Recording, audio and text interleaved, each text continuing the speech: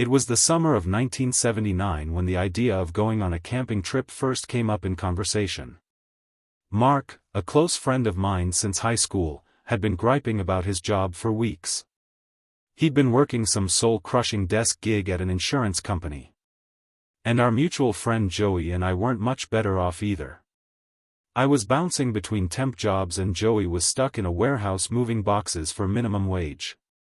We wanted to get away from things so bad. Anything to break up the monotony of either working or hanging out, but we didn't have the money to go jet-setting to the Bahamas, and we couldn't all get the time off for an extended road trip. And so instead, we decided to go camping. After a little discussion, we decided that the Harold Parker State Forest should be the spot.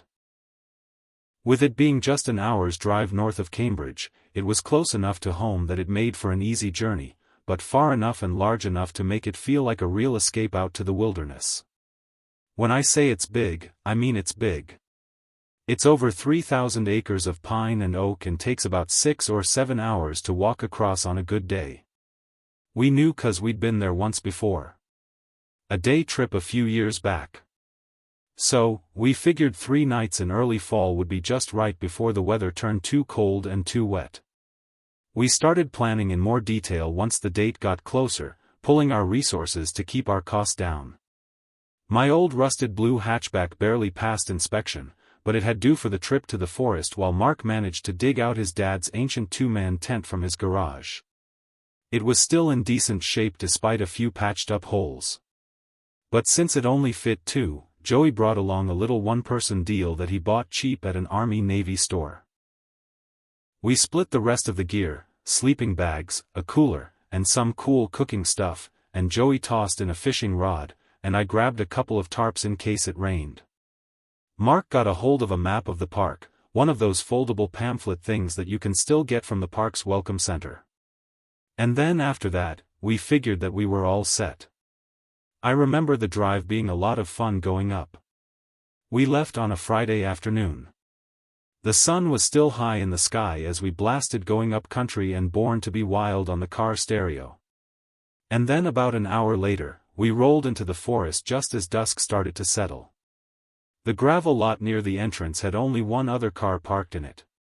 After stuffing a few bucks into an envelope at the small wooden self-service kiosk, we drove down the dirt path and picked a campsite near a place called Berry Pond. It was a flat clearing surrounded by tall trees, with a blackened fire ring already set up in the center. The ground was soft and blanketed with pine needles. Through the trees, maybe 50 yards off, we could see the shimmering surface of the pond, lit gold by the last rays of the setting sun. It was beautiful. Thinking back on it now, it still is. We unloaded the car, hauled our gear over to the site, and got to work setting up camp. Joey's little tent went up quickly. Mark and I took a bit longer with the 2-man, but eventually, we got it standing without any major issues. That first night was honestly perfect.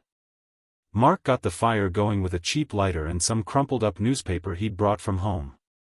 Then we cooked hot dogs on sticks and heated up a can of beans in a dented old pot I'd found in my mom's basement. It wasn't gourmet cuisine by any stretch, but out there, under the trees, beside the glowing fire, it tasted better than anything we'd had in weeks. Once we finished eating, we cracked open a few beers and sat back on a log we dragged over to the flames.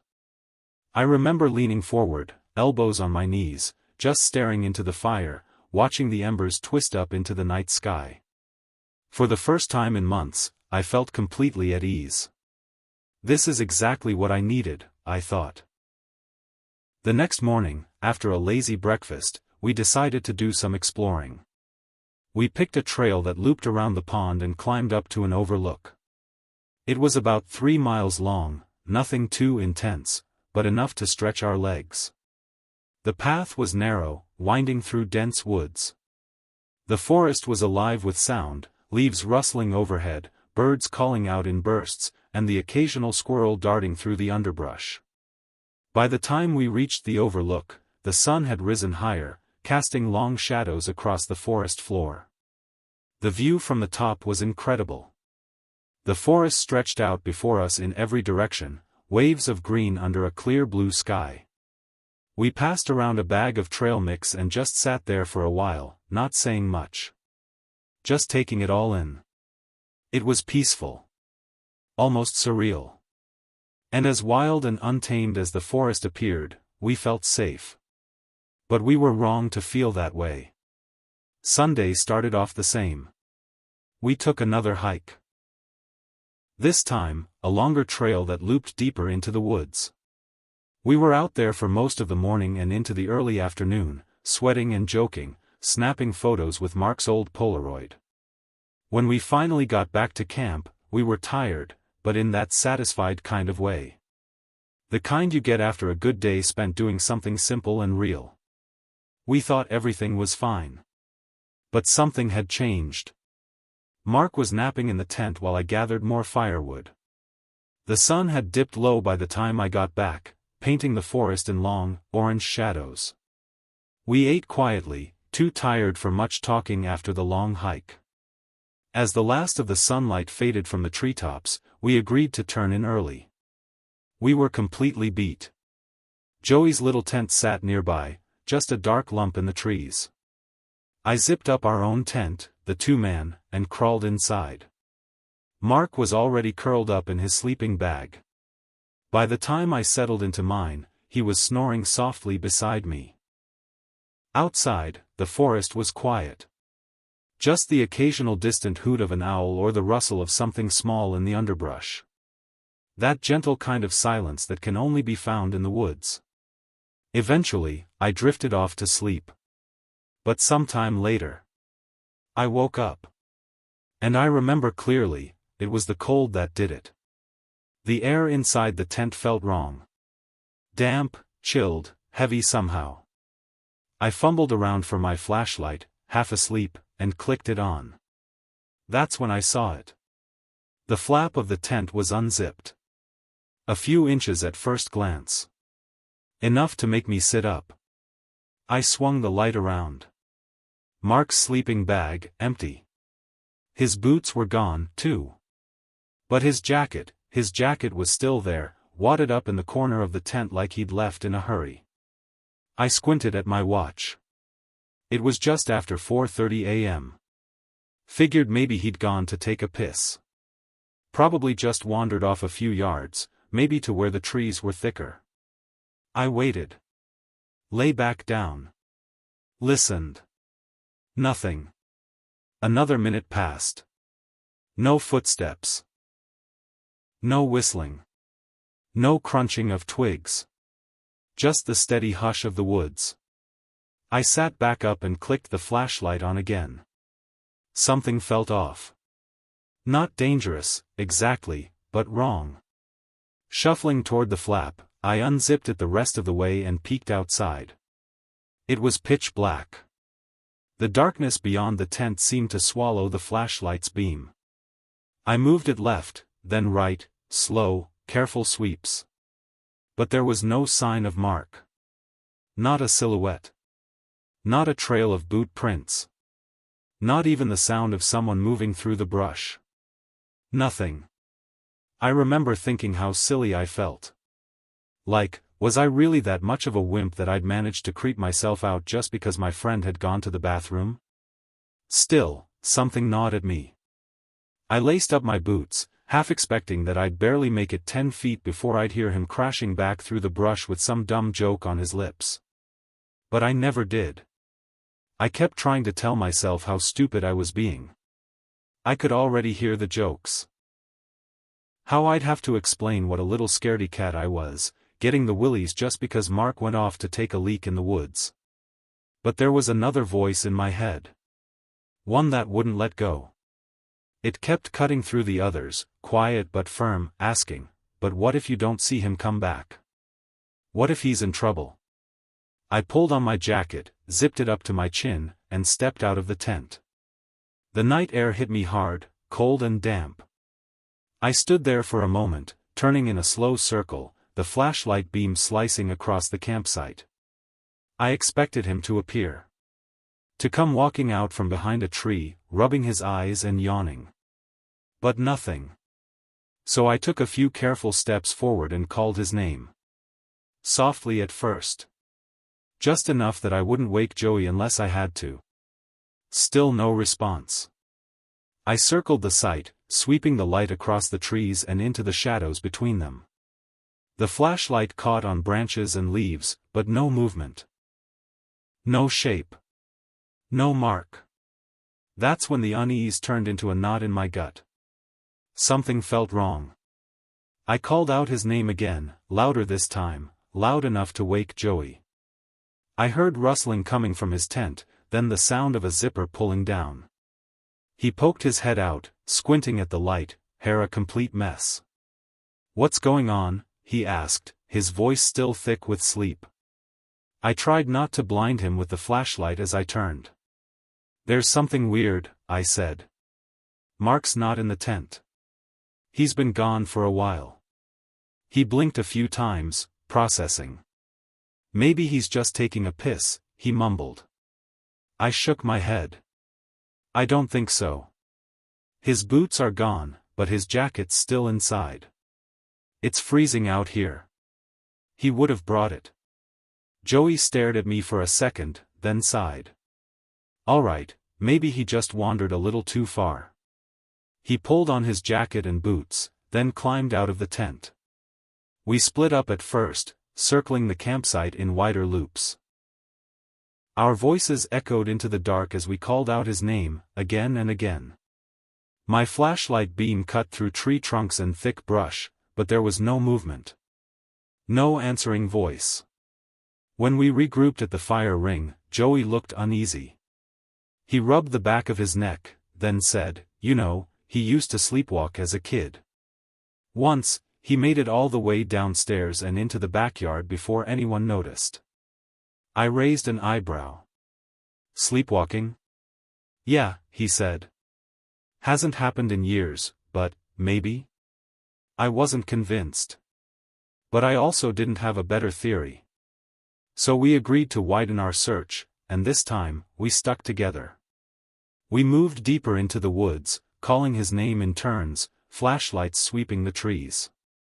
The deeper we went, the harder it became to move. The ground started to slope downward, just a little at first. The dirt turned soft beneath our boots, and loose roots snaked across the trail like traps waiting to catch us. My socks were soaked through from the damp underbrush, and the chill in the air made my hands shake around the flashlight. The forest, which had felt so open and peaceful yesterday, now felt endless. Tighter. Darker. More alive somehow. And harder to navigate with every step. But still, we pushed on. Yelling Mark's name into the trees as we went, over and over. The woods were so quiet that our voices felt swallowed by them, like the forest was trying to muffle us. It felt like we were walking in circles, aimless, hopeless circles, for almost an hour. Then Joey stopped. "Wait," he said, pointing his flashlight toward a thick bush just off the trail. Something gray was snagged in the branches. I aimed my own light at it, and my heart sank. There it was. Mark's hat. That same faded blue one he'd worn every day of the trip. The one he'd barely taken off, even when he was sleeping. It was just, hanging there. Snagged on a thorn like someone had dropped it without realizing. We stared at it, frozen, for what felt like forever. Just the two of us standing in the dark, not saying anything. Then Joey spoke, his voice low. "That doesn't make sense." We didn't stop.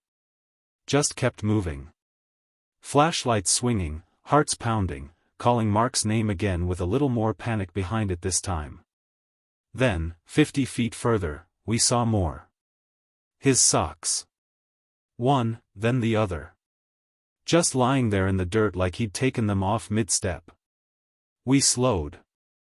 Something was wrong. Very wrong. Next came his jeans. Crumpled in a heap at the edge of the trail. Then a few feet farther, his t-shirt. And after that, his boxers. All of it. Just laid out behind him like breadcrumbs. The trail stretched maybe 50 or 60 yards, and every few steps, another piece of Mark's clothing. Like he'd been shedding himself bit by bit. We stood there, flashlights fixed on the last article of clothing. Not saying anything. Joey finally broke the silence. "You think was he on something?" I shook my head. "He didn't bring anything like that. Just the beer." "Yeah, but," Joey hesitated, rubbing his mouth. "You think he could have snuck a bottle? Like, something stronger?" "Even if he had," I said, "this isn't him.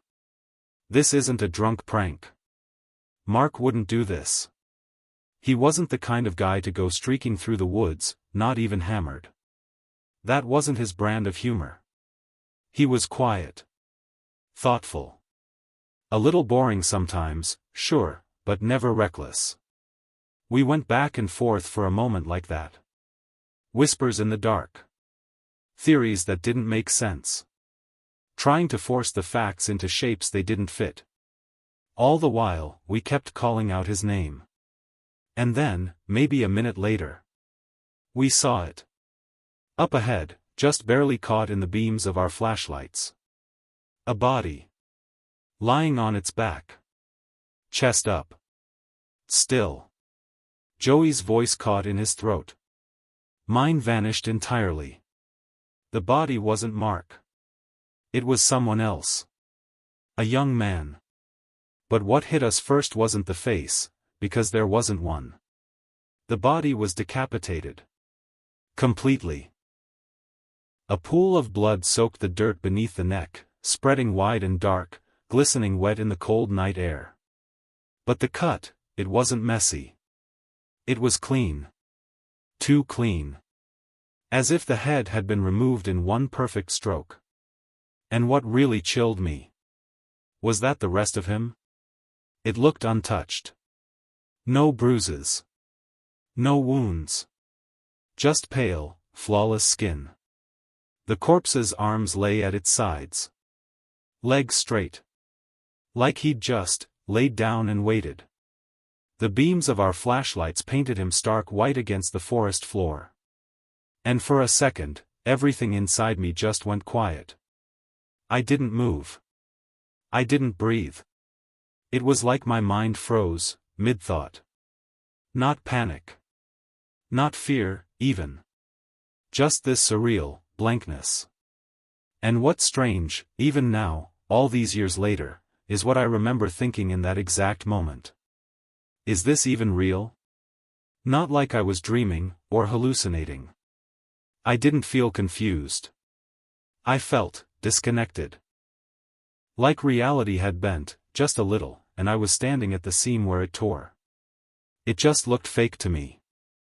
I mean, my brain just refused to believe it. Like it wasn't real. For a second, I honestly thought it was some kind of movie prop. Something out of a horror set. The skin was so pale it had this bluish tone to it, like wax. And the blood, it didn't look like blood. It had already thickened and congealed around the neck, giving the wound this almost plastic, artificial look. I'd never seen a dead body before. I had no idea what to expect, but it sure as hell wasn't that. And I think Joey had the same reaction. The same desperate denial. He didn't believe it was Mark. Or maybe he just couldn't. He refused to even look at the body. I remember the hurt I felt watching him circle around it, calling Mark's name over and over, louder, more frantic each time. Like if he just kept yelling, maybe Mark would answer. But he didn't. He couldn't. Joey wouldn't go near the body. He paced with his hands on his head, eyes wide with panic, voice cracking as he yelled again and again. And me? I just stood there. Frozen. The flashlight trembled in my hand. My knees were shaking. And slowly, horribly, it sank in. That was Mark. Same height. Same build. No tattoos. No scars. Just smooth skin and a quiet stillness that confirmed what I didn't want to accept. And we'd followed his clothes straight to him. There was no doubt. My throat tightened as I tried to speak. The words got stuck. But I forced them out. "Joey," I said. "It's him. It's Mark." He shook his head instantly, backing away. "No. No, it's not," he said. "It can't be." He still wouldn't look. He just paced, gripping his head tighter, and then the tears came, big, full sobs that broke out of him in waves. I said it again, louder this time, angrier. My voice shook. "Joey. It's Mark." That stopped him. He didn't speak. Just dropped to his knees, covering his face with both hands as the sobs turned into full-on weeping. And I couldn't cry. Not yet. I was too stunned to even feel the grief. It was just blankness. Like my brain couldn't process anything else. I did the only thing I could. I walked over to Joey and dropped down next to him, wrapping my arms around his shoulders, trying to calm him. His body shook against mine, gasping like he couldn't breathe. And I whispered, "We gotta do something, man. I know it's messed up, but we have to do something." It took time, but eventually, he settled. Enough to move. Enough to think. We made our way back to camp as fast as we could, stumbling, slipping, even running when the ground allowed it. I don't know why we ran.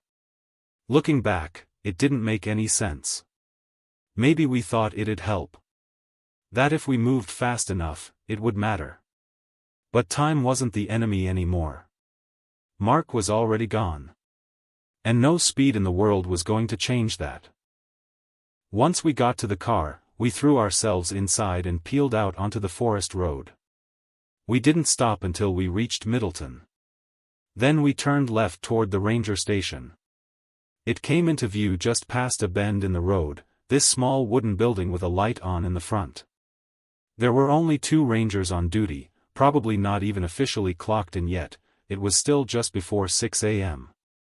But the moment we stumbled inside, panicked and grief-stricken, they could tell something was seriously wrong. They sat us down. Handed us cups of coffee. We tried to explain. Tried to speak. Joey did most of the talking. But his voice was a mess, cracked, broken, barely coherent. So I stepped in whenever he got stuck. Tried to fill in the blanks. Tried to make sense of a story that didn't really make any. They asked us questions we could hardly answer. And after a while, we just gave up trying to explain anything. We begged them to let us show them instead. By the time we got back to our campsite, the sun had just started to rise. A faint gray light was seeping through the trees. Everything looked the same as when we left, our stuff still scattered, the tent still zipped, the fire pit cold. And from there, we led the ranger to where we'd found Mark. When he saw the body, all he did was tighten his jaw. No gasp. No shock. Just clenched his teeth and turned to look at us, his expression hard. Then he asked, "What happened?" "I don't know," I told him. "We just found him like that." Joey nodded beside me, his voice completely shot. Just a dry rasp now. The ranger stared at us in silence for a long beat. He didn't say anything aggressive or accusatory. But I could feel it, the suspicion in his eyes. The subtle way his gaze lingered, searching for cracks in our story. He didn't believe us. He didn't say that. But something about the way he stood, the way he asked the next few questions, made it obvious. Then he pulled out his radio and called it in. 1 deceased. Decapitation. 2 witnesses on scene. After that, he told us we weren't free to leave. Said we had to wait at camp for the authorities. EMTs arrived first. Then came the cops, 2 cruisers, lights flashing silently against the trees. They split us up. I was kept near the tents. Joey was taken by the pond. Then came the questions. Where were you when it happened? What did you hear? Did Mark have any enemies? Did anyone know about the trip? There was no sympathy in their voices. No comfort. Just this hard, clinical tone. Like they already had their theory and were just collecting the pieces to back it up. It hit me fast, they thought we did it. You could see it in the way they stood. How they kept glancing at one another. Like they were already building the case. When the questioning was done, they told us they'd have to bag everything as evidence. And when I say everything, I mean everything.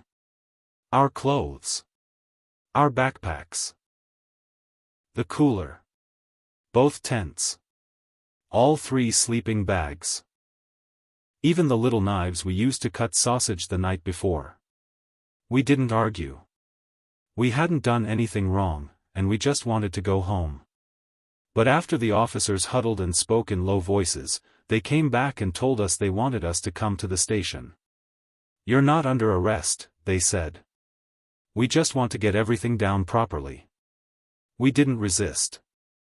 We were too shocked, too numb. They drove us to the precinct, then split us up again. I was led into this tiny gray room, metal table, 1 chair, one-way mirror. Classic interrogation scene. A detective sat across from me. Notepad. Pen. Casual voice, but not friendly.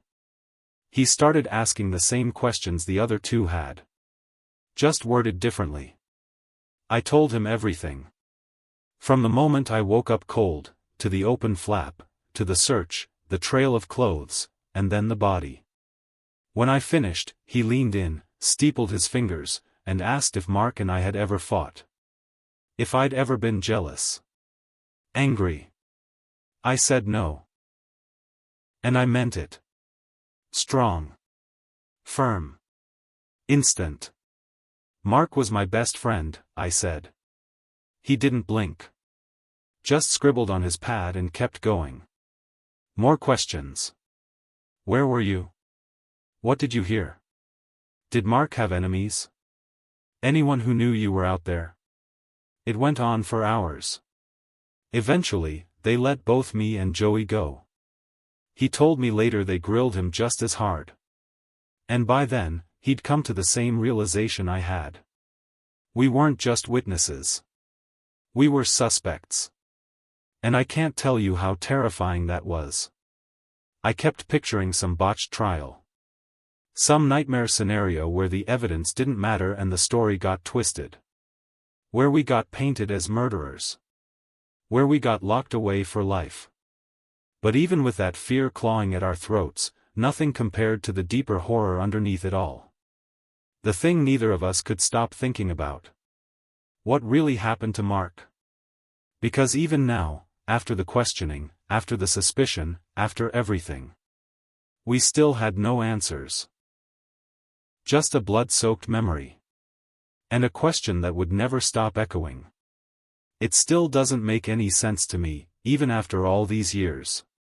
If we had come across Mark lying there from something more explainable, a gunshot, a stab wound, if he had been fully clothed, it would have been bad enough. Horrific. Traumatizing. But at least it would have been logical in some horrible way. But this? Him stripping layer by layer through the woods, and then, what? Someone taking his head? Even now, that part keeps me up at night. About a week after the questioning, we got a call from the police. Forensics had come back. Clean. It was good news, technically. But me and Joey, we didn't feel like celebrating. Not even a little. Because the bigger question, the only question, was still unanswered. Who killed Mark? And why? The case dragged on for months.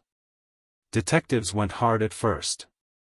Cops, rangers, they searched the area every day for nearly a week, hoping they'd find the missing piece. But they didn't.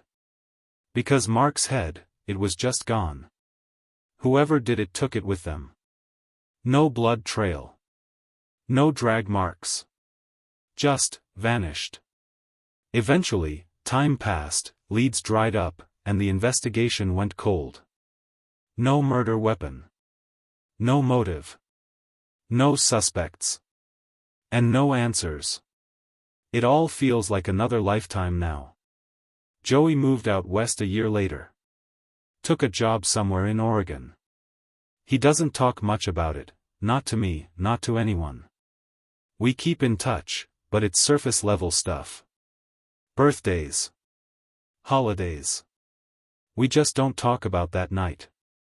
As for me, I stayed in Cambridge. But I wasn't really living. I fell apart. Couldn't hold a job.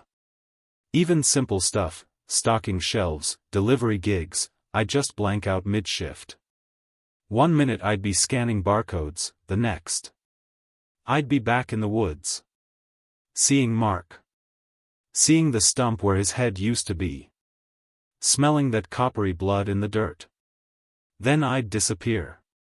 Just leave wherever I was and go drink. Daytimes were bad. But nights? Nights were worse. On the rare chance I was sober when I fell asleep, the dreams would always come. Mark. Walking away from me through the trees. Peeling his clothes off one by one. I'd chase after him, yelling his name. But he couldn't hear me. Then finally, he'd turn around. And he'd have no head. I'd wake up in a cold sweat, heart racing, blinking around my dark apartment, wondering why I wasn't still back in that tent. Friends drifted off over time. So did my girlfriend. She stuck around for a while, God knows she tried, but I wouldn't talk. I couldn't. And the drinking made it worse. After a year, she left. I didn't blame her. Hell, I would have left me, too. I became a shadow. Just this walking, haunted shell. Drunk or sober, I'd sit in my apartment, lights off, staring at the walls. And when I had to go out, I'd find myself gripping the steering wheel tighter whenever I passed wooded areas. Palms sweating. Jaw clenched. I hit rock bottom a couple years later. Lost another job. Stopped leaving the house. Stopped eating. Dropped a scary amount of weight. My sister stepped in. Dragged me to a doctor. Got me on medication. It dulled the edges, sure, but the nightmares still clung to me like mold. She found this therapy program, cognitive behavioral, intensive stuff. Twice a week, spring into summer. The therapists were good. They didn't push too hard. They just let me unravel in my own time. One of them suggested writing it all down. Said maybe if I faced it, laid it all out, maybe it would lose some of its grip on me. So I tried. It helped. A little. But not enough. Because Mark is still gone. His case is still cold. And no one has ever found his head. No one knows who took it. Or why. And I don't go near that state forest anymore. Not even close. In fact, I don't go near any woods at all. I'm doing better now. A little more stable. Less haunted. But I'll never be who I was before. That guy? He stayed out there. In that forest. Right in the exact spot where we found Mark's body. And just like Mark. He's never coming home. Story 2. I'd been looking forward to that camping trip for weeks. Myself, Craig, and Tanner, my buddies, had planned it out. Nothing really fancy. It was supposed to be just a night in the woods. We picked a spot deep in the backcountry of Tennessee, far from anything resembling civilization. The trees were thick, the roads were nothing but dirt, and it felt like we were the only ones in the world. Just us, a tent, some beers, and a fire. It was the kind of trip we'd done 100 times growing up. Simple, low-key. I figured it would be a good time, just like always. And it was, at least, until morning. We got there late in the afternoon, the sun already beginning to drop. We set up camp quickly, pitched the tent, gathered firewood, and got a nice blaze going. The night unfolded smoothly. The woods were quiet, and the only sounds were the crackling of the fire and our laughter. It felt good to be out there, away from work and the noise of town. When I woke up, the fire had burned down to nothing but ashes, and the sky was a dull gray. Early morning light was just beginning to filter through the trees. Craig and Tanner were still out cold, so I crawled out of the tent, stretched my legs, and decided to make some coffee. I walked over to my truck to grab the pot from the back, and that's when I saw it. A skin. Some kind of animal skin. It was stretched out across the hood of my truck. It wasn't just tossed there carelessly, it was laid out flat, as if someone had taken their time arranging it. The fur was gone, scraped off completely. The underside was raw and pink, glistening with moisture and a sickly wetness. Blood streaked down the windshield, thick and dark. It was already starting to dry at the edges, but still fresh enough to smell. The stench hit me immediately. A sour, meaty smell that got in your nose and stuck there, like it was never going to leave. I couldn't tell what it was. Maybe a deer, maybe something smaller. The head was gone. The legs were hacked off, jagged, like they'd been cut with a dull blade. It was enough to make my stomach turn. All I could do was freeze, just staring at it. My hands started to shake. I looked around, half expecting someone to be standing there, watching me. But the woods were dead still. No birds, no wind, nothing. It was just me and that thing on my truck. I kicked the tent to wake Craig and Tanner. They stumbled out groggily, but when they saw it, their faces went white. We didn't say much. We didn't need to. Something was clearly very wrong. We tore down camp as fast as we could, throwing everything into the back of the truck without folding anything up. I grabbed a stick and pushed the skin off the hood. It hit the ground with a wet slap, but I didn't look at it again. We piled into the truck, and I floored it down the road, tires kicking up dust behind us. The whole way back, I kept checking the rearview mirror, half expecting something to be chasing us. But there was nothing there. Still, that feeling stuck with me, gnawing at the back of my mind. We didn't talk much on the drive home. Craig just stared out the window, his face pale. Tanner kept fidgeting with his hands, picking at his nails. I focused on the road, trying to keep my mind blank, to avoid thinking about whatever might have been lurking behind us. When we got to town, we split up quickly. I went home, washed the blood off my truck with a hose, and stood there watching as the red swirled down the driveway. It didn't feel real. But my gut wouldn't settle. I couldn't shake the feeling that something was wrong. Later that day, I started asking around. I went to the gas station and found Mr. Harris behind the counter. When I mentioned what had happened, he gave me a strange look. Then he said he'd heard stories of people finding skinned animals left on their cars or porches out in the deep woods. He said it had been happening off and on for years. No one knew who was doing it, but most folks figured it was some kind of warning, a message for outsiders or people who didn't belong. Harris told me he'd seen it himself back in the 80s when he'd camped too far out. He woke up one morning to find a skinned rabbit on his cooler, and he never went back to that spot again. I didn't sleep much that night.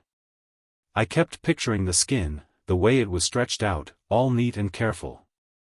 It made my skin crawl. Eventually, I got online and started digging. I found posts from people all over, all telling the same story: skinned animals left in the night, always in remote places. Some thought it was just hunters gone crazy or pranksters. Others believed it was something older, something tied to the land.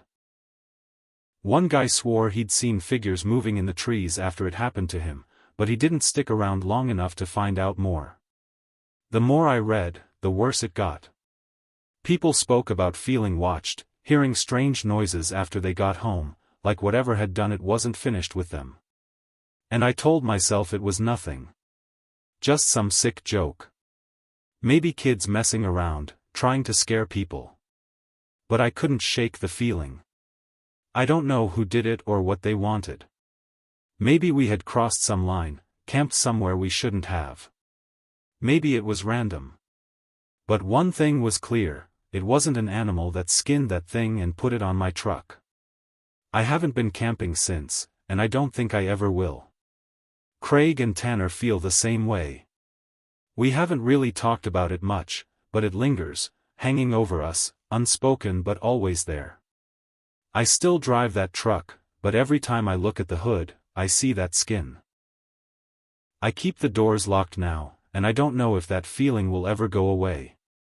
All I know is that I'll never set foot in those deep woods again. Story 3. I'd always been drawn to the outdoors, and my buddy Chris was the same. We'd been friends since we were kids, back when we'd skip class to mess around in the ravines near our neighborhood in Toronto. Over the years, that became a ritual. Every summer, we'd pick a spot, pack light, and head out for a weekend of camping. But as time passed, we found that we had to raise the stakes to get that same old thrill. We coined the term hardcore camping, which I'm pretty sure was a case of parallel thinking, not just us being original. Hardcore camping wasn't your typical weekend getaway. It meant no tents, no stoves, just ponchos, ground sheets, and whatever we could carry on our backs. We brought minimal food, just enough to get us started. After a couple of days, we had to forage, fish, and live off the land if we wanted to eat. It wasn't easy, but that was the point. Then, the year we turned 24, we chose Algonquin Provincial Park for a 7-day wilderness adventure. It was a massive stretch of forest and lakes in Ontario, and we were pumped for the challenge. We started out strong, hiking 12 miles from the trailhead on our first day, cutting through thick pine and birch. The air was cool, the sky patchy with clouds, and after our hike, we set up camp near a shallow creek. I rigged my poncho over a low branch while Chris gathered sticks for a fire. We ate some jerky, boiled water from the creek, and let the flames of our campfire die down as the stars came out. It was quiet, just the rustling of leaves and the occasional hoot of an owl. But that's how we liked it.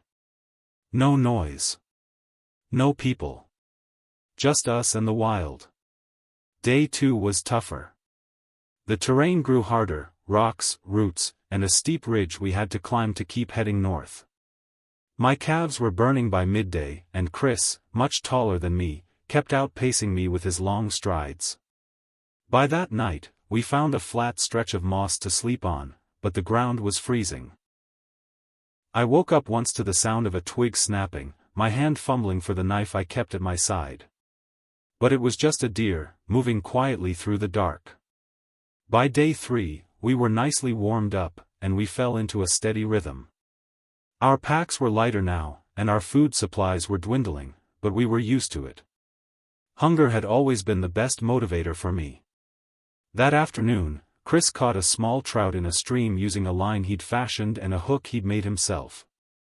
We cooked it over a fire, splitting the flaky meat with our hands, washing it down with water from the fast-moving stream.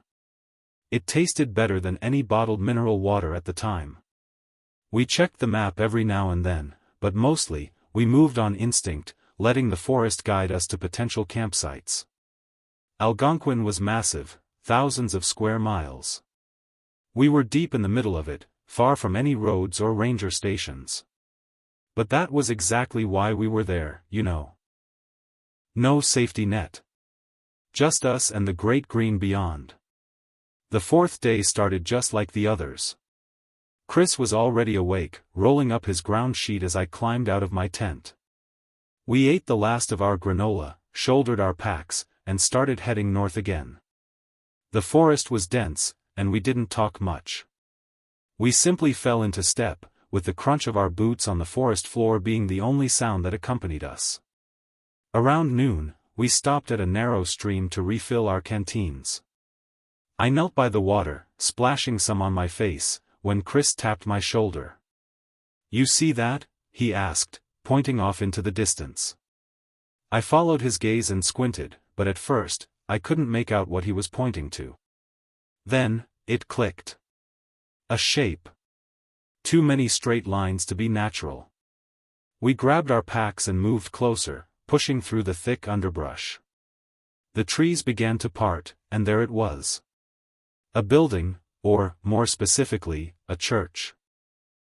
The walls were old, weathered wood, gray and cracked, as if it had been standing for 100 years or more. The roof was steep, covered in moss and fallen needles, and perched on top was a rusted cross. Another cross hung from the front door, which was boarded up and chained shut with a heavy padlock.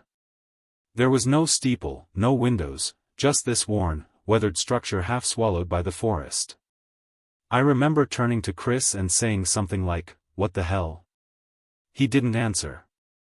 He just pulled out the map, spread it out on the ground, and began tracing our route with a single finger. And there was nothing. No marks, no symbols, no hint of anything man-made for miles in any direction. It struck me how strange it was. A church with no paths or roads leading to it, far from any residential areas. Chris folded the map up, his eyes now fixed on the building. "Let's check it out," he said. We circled the structure, stepping over roots and ducking under branches. The first thing that caught my eye was the chained-up door. The rust was thick, and the padlock looked untouched, like no one had been here in forever. As we rounded the side, we saw a hole where the rotten wood had been scraped away. It was low and jagged, just big enough for a person to crawl through. "It's gotta be an animal," Chris muttered, peering into the dark. "Probably uses this place as a den." He was probably right. But when he shrugged off his pack and dropped to his hands and knees, I started to feel uneasy. "Are you kidding, dude? You want to crawl inside?" I asked. Chris just shrugged, his eyes gleaming with curiosity. "Duh. You don't want to see what's in there?" I mean, I did. But I figured we could just shine our flashlights inside and get a look from outside the hole. I suggested that, but Chris ignored me. He dropped to his stomach and started wiggling through the gap. I couldn't let him go inside alone. So, of course, I followed. I ditched my pack and crawled after him, the rough edges of the wood scraping my shoulders as I squeezed through the hole. The air inside the church was damp, cold, and stale. We stood up in the dim light, brushing dirt off our pants. The place was completely empty. No pews. Nothing. Just bare walls and a floor of packed earth, littered with dry leaves. At the far end stood a huge wooden cross, but what really caught my eye was in the center of the room. A steel trapdoor, partially covered in dirt, its edges bolted down and wrapped in thick chains. Another rusted padlock hung from the links, sealing it tight. I stepped closer, staring at that trapdoor. It looked solid, no scratches, no markings, just cold, dirty metal. Chris walked over and knelt beside it. The chains rattled as he gave them a tug. They were clearly solid. I remember wondering out loud what could possibly require something like chains. Chris looked up at me. "Maybe it's not a church anymore," he said, his voice almost thoughtful. "Maybe it's some kind of hideout."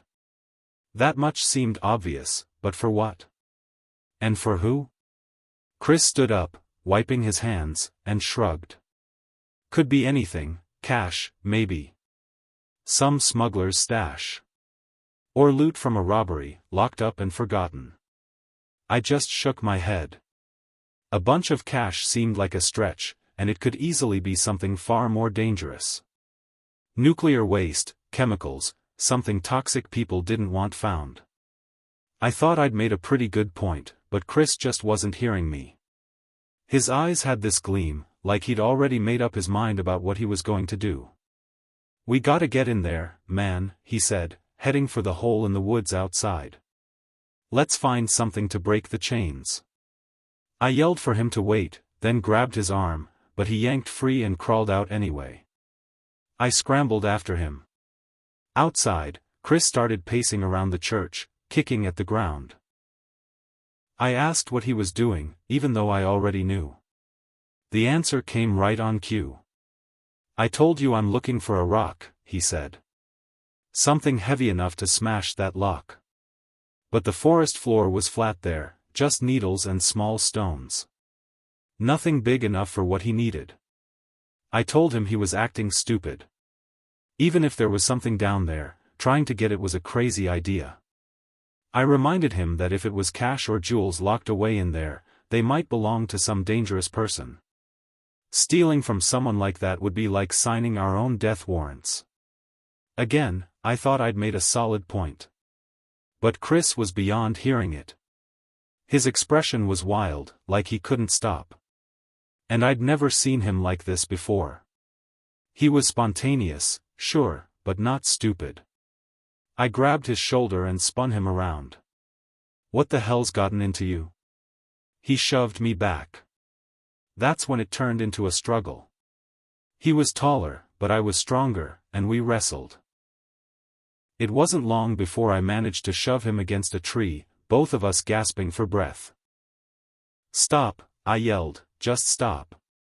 And then something shifted. It was like he could hear me again. He froze, letting go of me, and I stumbled back. We were both breathing heavily, and I looked at him, trying to make sense of what just happened. What the hell, Chris? I asked. What's going on? His face was pale and sweaty. He just stared at me for a moment, as if struggling to find the right words. I don't know, he said, his voice small. Then, after a pause, he added, I can't stop thinking about that trapdoor. What might be down there? I feel like I need to know. It's the adventure I've been looking for. His voice had this distant quality to it, like he wasn't fully present. He rubbed his temples, wincing like he had a headache. I crouched beside him, feeling the adrenaline slowly fading. You good to keep going? He nodded, but his eyes were still unfocused. We grabbed our packs and started heading back. As we left the church behind, the whole trip just felt off. Every step, every rustle of the forest, every whisper of the wind seemed strange, like the woods were holding something back. And I couldn't shake the feeling that something was wrong with Chris. Something had changed in him, and I didn't know what it was or how to fix it. We camped for 2 more nights, sticking to our usual routine, hiking, foraging, boiling water, but that spark, that excitement of being out there, was definitely gone. I kept an eye on Chris, waiting for that weird energy to come back, but thankfully it didn't. He was quieter than usual, but otherwise, he seemed back to normal. By the time we hiked out and drove back to Toronto, he was cracking jokes again, like nothing out of the ordinary had ever happened. We started calling the church the cellar stash, turning it into a running joke, a story to laugh about over beers. But whenever I thought about it alone, it never felt all that funny. Back home, life quickly returned to normal. I went back to my boring office job. Chris went back to working in kitchens. We'd meet up for drinks and plan our next camping trip. But every time we did, the subject of the church would inevitably come up. It was always lighthearted, always with a punchline. I'd ask him if he remembered losing it over that trapdoor, and he'd just grin, shaking his head, and say something like, "Of course I do. We'd be millionaires right now if it wasn't for you."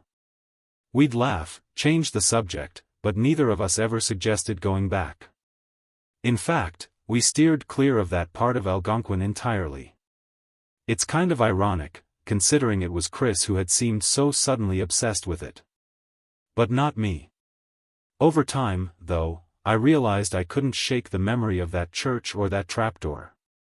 I'd lie awake some nights, picturing it, the gray door, the rusted crosses, the trapdoor sealed with chains and padlocks.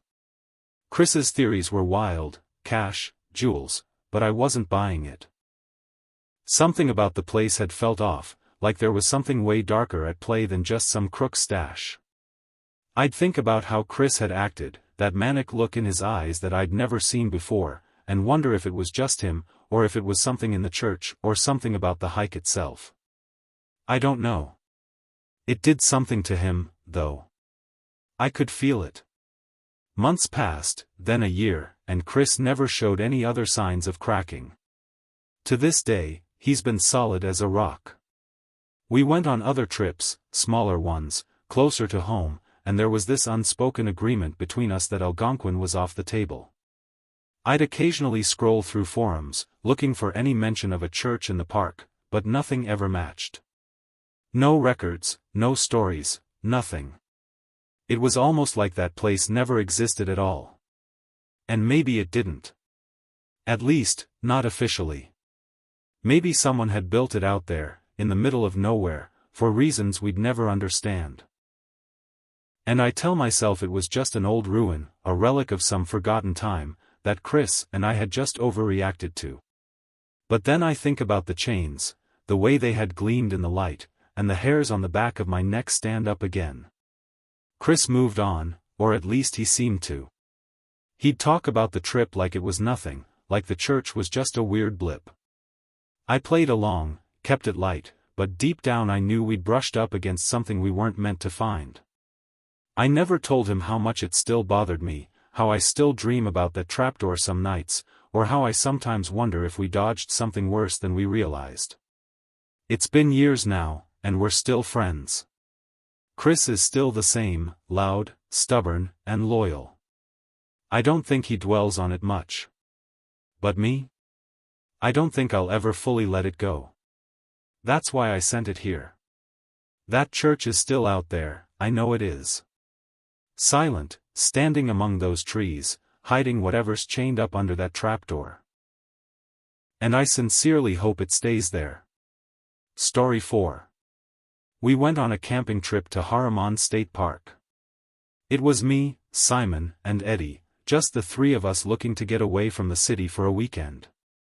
We had planned it for weeks, packed our gear, and drove up from Brooklyn on a Friday afternoon. By the time we arrived, the park was quiet, and we set up camp near one of the smaller lakes. We chose this spot off a map because it was far from the main trails. By the time we got the tent set up and a fire going, it was already getting dark. The first night was perfect.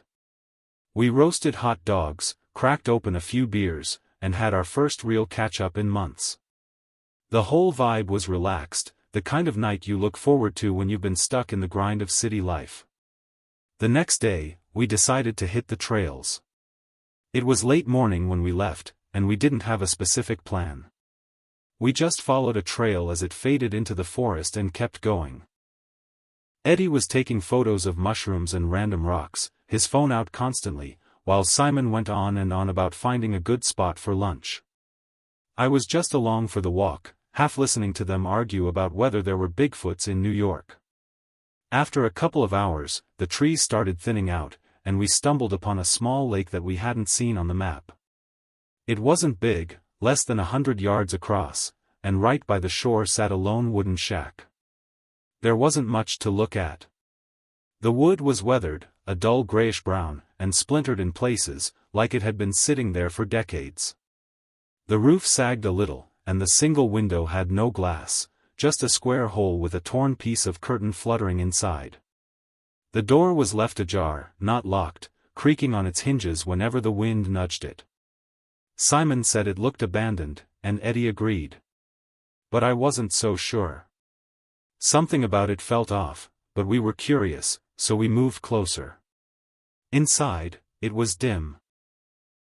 The light from the window barely reached the corners, and the air smelled musty, like old, wet dirt and decaying wood. There wasn't much inside. A wooden table sat in the middle of the room, and a couple of broken chairs lay tipped over in the corner. Rusty nails stuck out from the walls. But the table caught my eye first. The table was rough and splintered, covered in dark stains. These big, uneven patches looked almost black in the shadows. I ran my fingers over one, but I couldn't tell what it was. Eddie leaned in and said, "Probably blood stains." Simon agreed, pointing at the walls. They were lined with hooks, maybe a dozen of them, screwed into the wooden boards at different heights. Some hooks were bent, others rusted, but all of them were empty. No tools, no ropes, nothing hanging there now.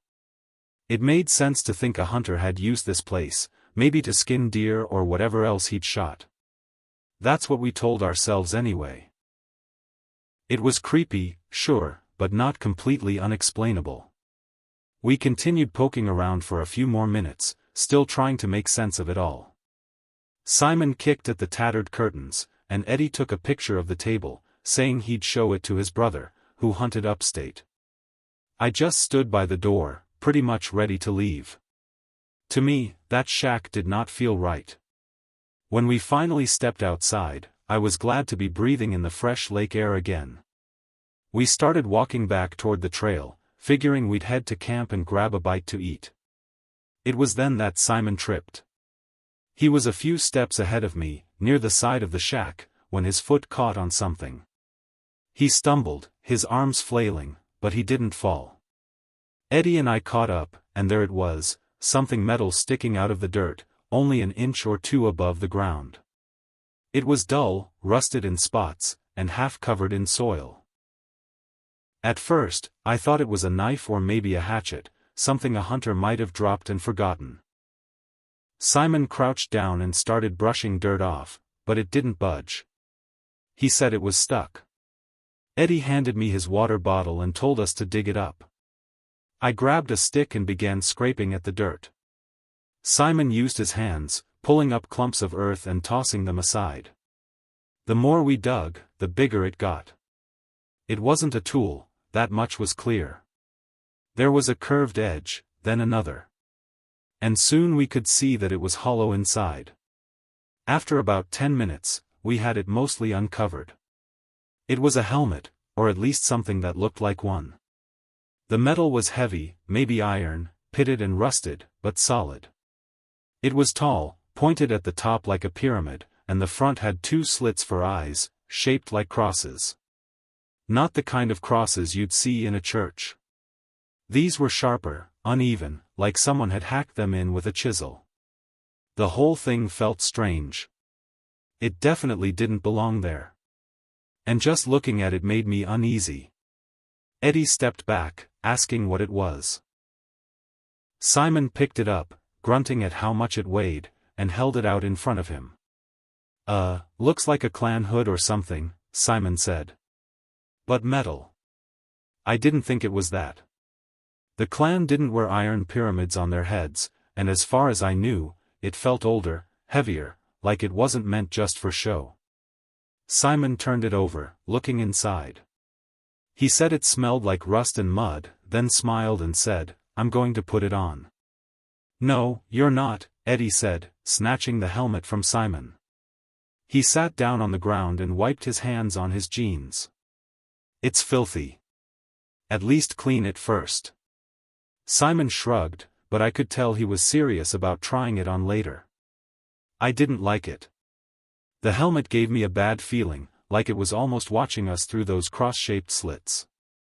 But I didn't say anything. I didn't want to sound paranoid, like I'd been watching too many creepy YouTube videos. We left the helmet by the shack and headed back to camp. The hike back was pretty quiet, though. None of us talked much, just keeping our eyes on the trail.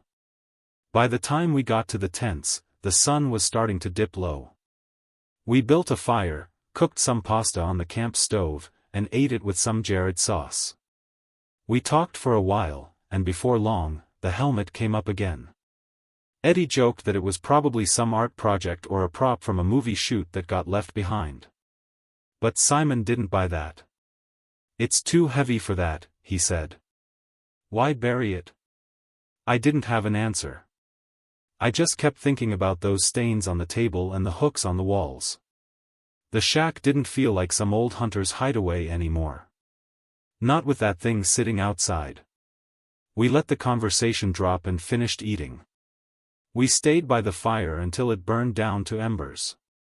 It was after sundown, maybe around 9 or 10, when Simon suddenly got up. The sky was dark, with no moon, just stars and the faint glow of the coals. He didn't say anything. Just grabbed his flashlight and started walking off into the trees. "Hey, where are you going?" I called after him. He didn't answer, just kept walking. Eddie and I exchanged looks. "He's getting the helmet," Eddie said, and I nodded. We could have stopped him, but we didn't. Simon was gone for a while, longer than it should have taken to walk to the shack and back. Eddie started pacing, muttering about how stupid Simon was for going off on his own like that. I just sat by the fire, poking at it with a stick, trying not to think about that helmet sitting out in the dark. When Simon finally returned, he was empty-handed.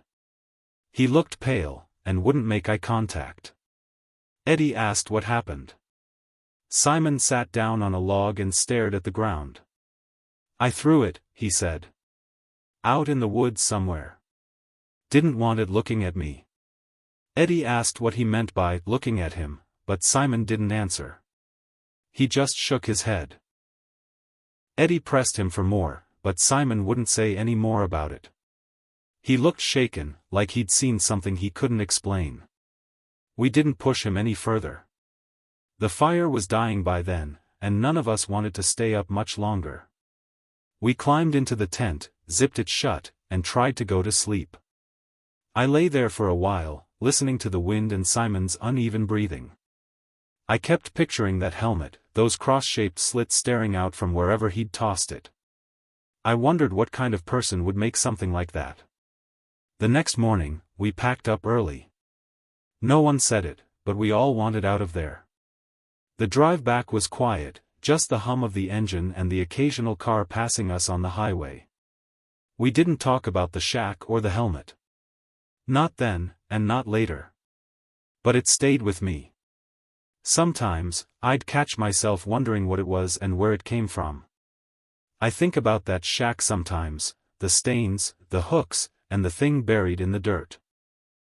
It didn't feel like a hunter's tool or some forgotten prop. No, it felt like something darker, something none of us were meant to find. Years later, I looked up Harriman State Park online, hoping to see if anyone else had come across that shack. I didn't find much. Just trail maps and reviews from hikers. Nothing about a lake with a shack, or a buried helmet. Maybe we wandered further off the path than we thought.